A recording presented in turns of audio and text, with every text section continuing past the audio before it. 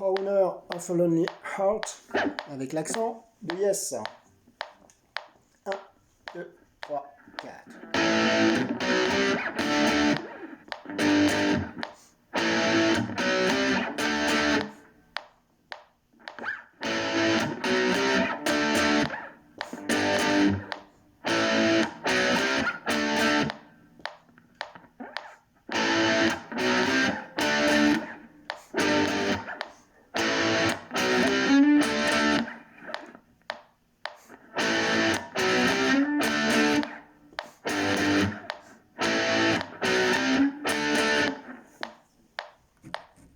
Hop, j'enlève la distorsion.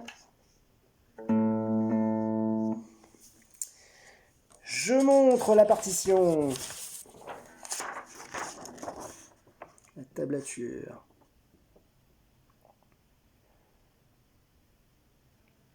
Pas très compliqué. Et efficace. Donc là, on est en power chord. Accord de puissance. Donc c'est l'accord de puissance, c'est une note avec la deuxième note qui est 2 cases plus loin sur la corde du dessus. Ça c'est le power chord. Je vous le joue.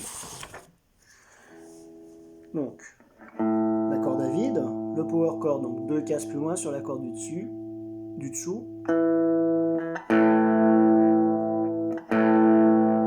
Ces deux notes là. Mon pouce, il peut se mettre ici pour en même temps bloquer la grosse corde.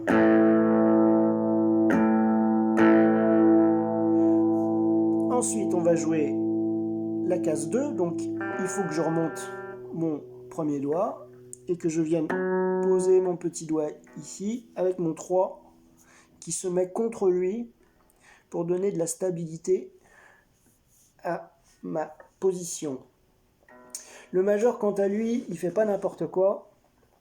Il vient se mettre en contact avec la grosse corde. Donc, j'enlève les doigts en dessous, comme ça. Mais attention de pas, ici, là, bloquer la corde du dessous. Voilà. Si je mets mon majeur trop comme ça, je bloque la corde du dessous. Et finalement, mon 2, il ne sonnerait pas. Donc, il faut vraiment que, hop, je pousse un petit peu au niveau du poignet, la main en avant, pour avoir mon majeur qui soit en contact avec la grosse corde pour l'étouffer, mais qui ne soit pas trop en retrait pour pas étouffer la corde qui, elle, doit être jouée. Après, quand on fait un changement de position, on essaie d'avoir la main qui bouge et non pas, hop, je vais change les doigts de place, d'abord l'index, après le petit doigt. Non, c'est la position qui suit le mouvement. Donc, on revient 0, 2, 3. Donc c'est toujours la power chord, la quinte. Donc la quinte, par exemple, là, ma note ici, c'est un Do. Et le power chord, c'est la quinte. Donc, si je compte par rapport à la gamme de Do, Ré, Mi, Fa, Sol, La, Si, Do, Ré, Mi, Fa, Sol, La, Si, Do, Do, Ré, Mi, Fa, Sol. Sol, c'est la 5e note par rapport à la première. Donc, la première note, c'est Do. Donc, cette note-là, c'est Sol. Voilà. C'est ça, mon power chord. Donc, nous avons le power chord de Do, donc le majeur, lui, qui bloque toujours la note au-dessus, pour éviter d'avoir... Voilà. Sinon, on risque d'avoir... Je vais le faire sans le majeur. C'est moche, puisqu'on a la corde de Mi qui vibre, qui résonne, donc qui fait un truc tout pourri. Et comme à la main droite, quand on joue ce genre de morceau, je remets la distorsion.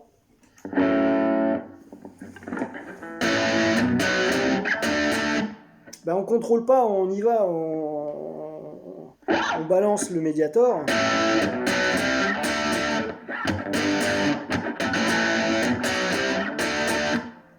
je contrôle pas ce que je fais. Je me dis pas, faut que je vise à tout prix ces deux cordes-là.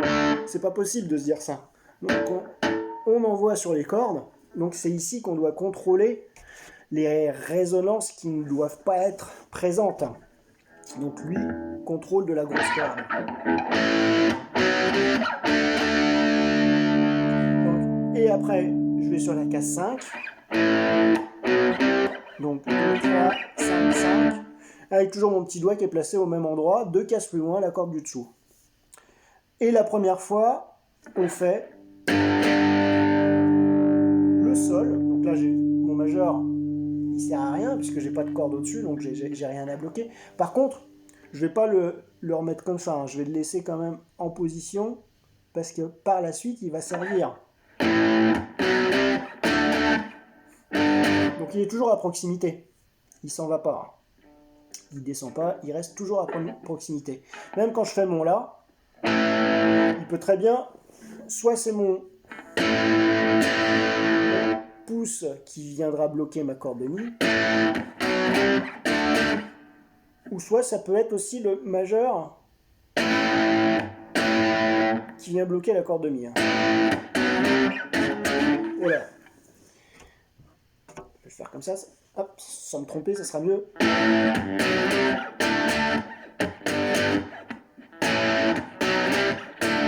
Voilà. Et la deuxième fois,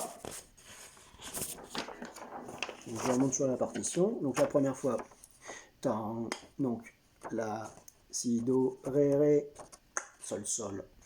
La, Si, Do, Ré, et là on a une pause. Donc on compte 1, 2, 3, 4. Alors rythmiquement, ça nous fait noir. Là, il faut qu'on pense le demi-soupir sur le temps, mais il va rien se passer sur le deuxième temps.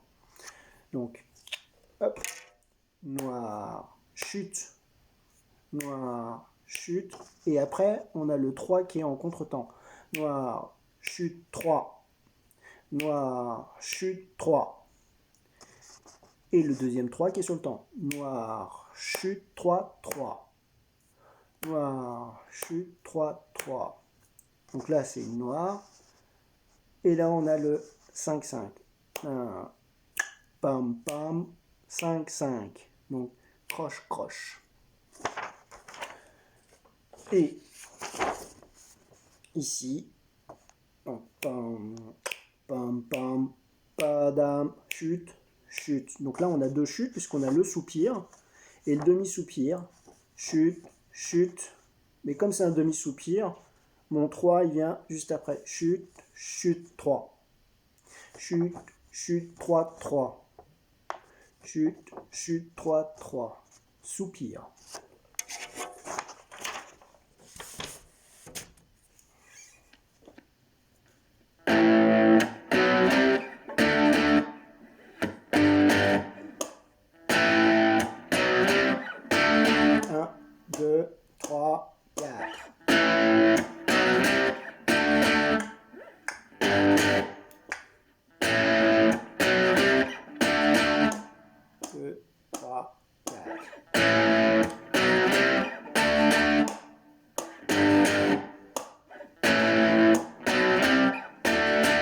Alors vous avez vu, là je tape ou je fais des petits bruits pour bien avoir mon tempo.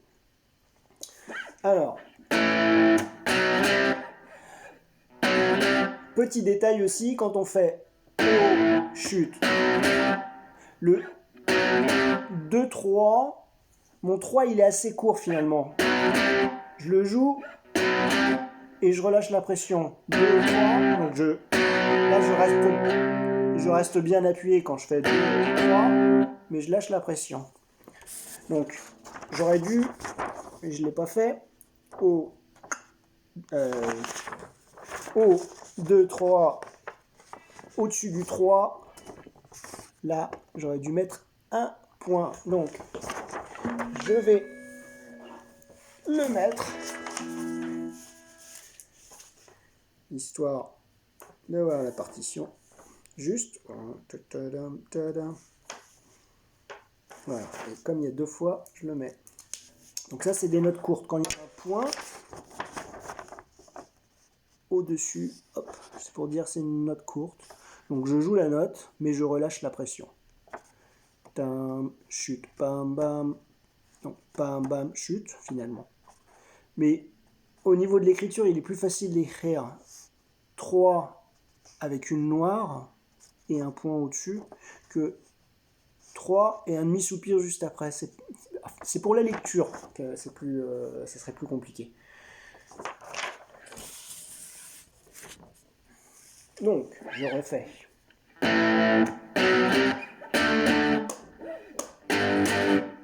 Donc, sol. 1, 2, 3, 4. Alors, après pour notre power chord, donc ça je ne l'ai pas indiqué, mais je peux le faire. Je vais le faire là. Je vais écrire sur la guitare, ça sera plus simple. On peut avoir en plus l'octave. Donc je le fais sur les premières notes. Après, je vous laisse le faire chez vous, si vous voulez. On peut avoir, au lieu d'avoir 0, 2, 0, 2, et je rajoute l'octave 2. Voilà, donc j'ai rajouté 2, 4, 4. Pas facile de lire à l'envers. 3, 5, 5, 5, 7, 7. Alors, ce qui nous fait donc 0, 2, 2. Et là, pour ma position, au lieu d'être comme ça, je mets mon 3 et mon 4 ici. Et la position, c'est pareil. Hein. Tout à l'heure, je décalais comme ça. Bah là, je vais décaler comme ça.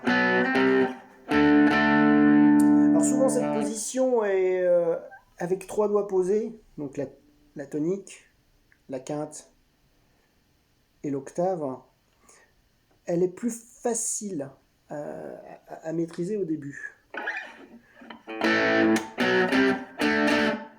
Parce qu'on a moins... Finalement, là, on a pas mal de contrôles à faire. Là aussi, on a des contrôles. Mais je me suis aperçu avec les élèves que cette position était plus facile. Mais par la suite, quand on fait des morceaux qui vont plus vite au niveau du jeu en power chord, cette position est plus facile. Donc les difficultés s'inversent avec le temps. Donc je vous le rejoue, mais avec l'octave en plus à chaque fois.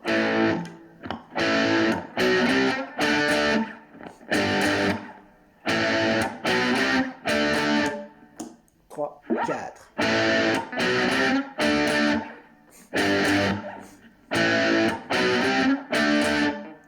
Voilà, à vous de jouer.